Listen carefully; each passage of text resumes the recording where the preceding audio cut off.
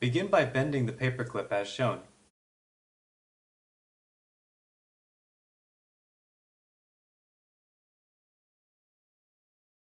Hold one end of the paperclip flat against the side of a popsicle stick. Then, secure it in place with a small piece of tape. Leave the other end of the paperclip exposed, because this is where the rubber band will hook onto. Attach the propeller by firmly pressing it onto the popsicle stick. Now we're going to make, for lack of a better word, the wings for the helicopter. Encourage the students to try different shapes and sizes. However, whatever shape they choose, it must be symmetrical. Place the propeller assembly on top of the wings, leaving the side with the paperclip exposed on top. The wings should be positioned well below the propeller hook. If the wings are positioned too high, it may interfere with the propeller hook, or even the propeller itself.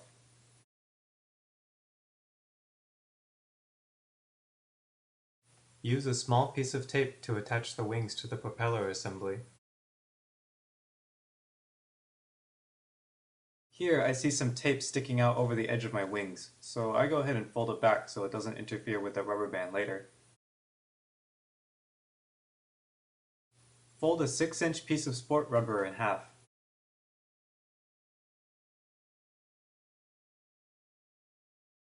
Then tie the two ends together using a simple overhand knot.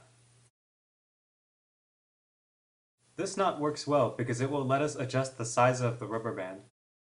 You can make the rubber band smaller by pulling on the ends of the sport rubber, or make it bigger by pulling on the loop.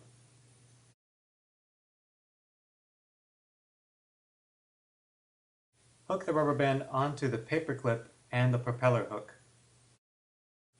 Be sure that the rubber band's knot is placed toward the bottom of the helicopter near the paperclip.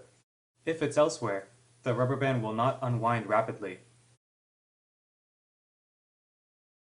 To wind the helicopter, point the top of the propeller toward you and wind clockwise. Look at how the rubber band coils to tell when it's done.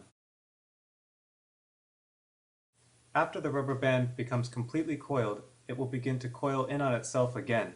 I call this double coiling, like here. Continue winding until the rubber band becomes completely double coiled, and then keep going even further until it becomes triple coiled. To fly, pinch the top and bottom of the helicopter with each hand. Then, release the propeller first, and then let go of the bottom, quickly, one after the other. If both hands are released at the same time, the helicopter may tip and fly in a random direction. Or worse, it may fall and sputter around, like this. You may deliberately fly the helicopter horizontally by launching it the same way you would vertically. Students are limited to one propeller each. However, they may make different sets of wings for different flying experiences and simply transfer the propeller and rubber band from one set to another.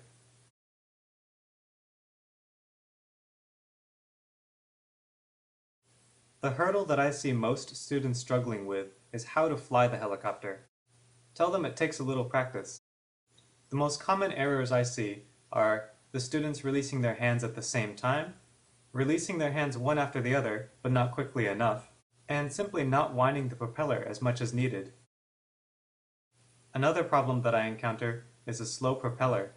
This usually happens when the rubber band is in contact with something it shouldn't be. Bits of tape and paper, or the rubber band not being raised high enough from the popsicle stick can cause it to not unwind rapidly.